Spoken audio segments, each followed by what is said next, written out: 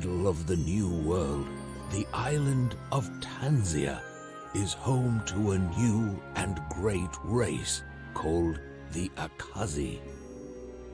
The Akazi had little interest in technology and material wealth. They pursued wisdom above all else. With the Akazi, arcanity, alchemy, and endless possibility would flourish. Because of their unique values, other races often regarded them as primitive and mistook them for weak. A critical mistake. Life was good on Tanzia, until one day, a terrible evil known as the Skeleton King came to claim the island.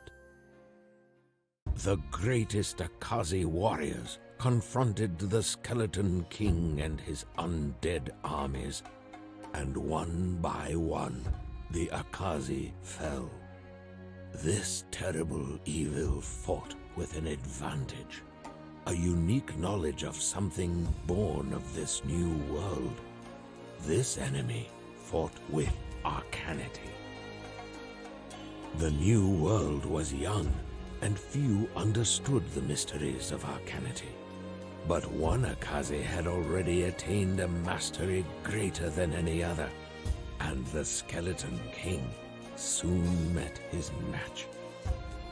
The Skeleton King was furious. This small, frail creature had undone decades of preparation with a single blow. The Skeleton King retreated, and the Akazi did not pursue. Tanzia was safe once again. The Akazi continued to flourish, and the Great One continued to pioneer alchemy and arcanity. Creatures of all races came from all over the world seeking his mentorship, and he taught any who would learn from him. Until one day, something more pressing demanded his attention. The Great One was blessed with many children and many grandchildren whom he loved dearly. But this one was very special. This one would be the center of his world for many years. As the child grew, he showed great aptitude for arcanity.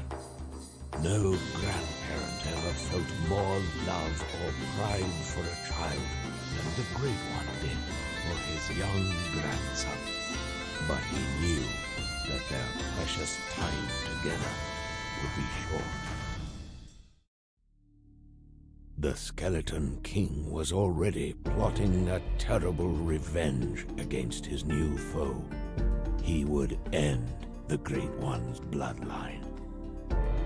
The Skeleton King used the darkest of arcanity to summon an evil and tortured creature from another dimension and enslave it to his will. The creature, a shade, was the perfect assassin. It passed through solid objects at will, traveled nearly unseen in the shadows, and had a deadly touch. The Skeleton King watched from afar in glee as the shade passed through the young child and stopped his heart. With a single word, the Great One obliterated the shade into a million dark splinters that dissipated in the light. But the damage was already done. As the Great One fell to his knees, weeping over the body of his young grandson, the Skeleton King was very, very pleased. But the Skeleton King had once again underestimated his Akazi foe, and when the Great One sensed that the Skeleton King was no longer watching, the illusion was lifted, and the child was smiling once again. The Great One, though, was very sad, for he knew that events had been set into motion which would end their happy time together, and he would not see his beloved grandson again for a very long time. He sent the child to live in seclusion on Volcano Island with a most caring and trusted friend, Abenaki, far away from the peering eyes of the Skeleton King. The Great One, believing his presence was a danger to the village, also left, and he never returned. Decades passed. In the village, whispers of his sudden disappearance so long ago turned into speculation of his certain demise. The Skeleton King, believing that victory finally lay within his grasp, would again descend on Tanzia to claim his prize. And this time, no one can stop him.